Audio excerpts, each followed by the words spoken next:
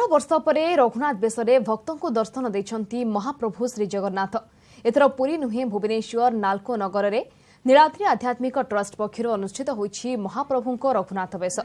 शेष थर पर 1905 मसीह पुरी श्रीजूंको रघुनाथ बेश अनुष्ठित होइथिला। महण महण अलंकार रे सजई होइथिले चतुर्धा मूर्ति। एही अलंकार सबू रत्न भंडार रे रहिथिबारु महाप्रभुंको एही दुर्लभ बेश करा जाय पारु नाही।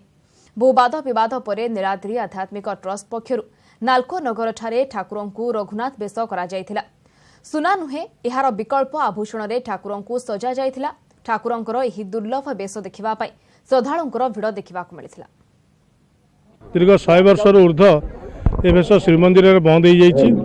आम विरल बेशर प्रदर्शन करुचु जहाँकि ओडिशार समस्त जगन्नाथ भक्त जगन्नाथ प्रेमी प्रभु जगन्नाथ निकट में प्रार्थना करूँ आम मूल श्रीक्षेत्र में एमती प्रभु राम रूप रजा हूँ एवं आम तमते प्रभु जगन्नाथ को देखू तार ये प्रदर्शनी आमर सौभाग्य जे वर्ष रघुनाथ बेश समर्थ होती। जो वर्ष पुष्या नक्षत्र रामनवमी पड़े से वर्ष बेश होती। आज आम परम सौभाग्य दर्शन कर पार्लु प्रभु को। ये बेश देखी मत बहुत भल लगुच। बेश 105 वर्ष पूर्वर होता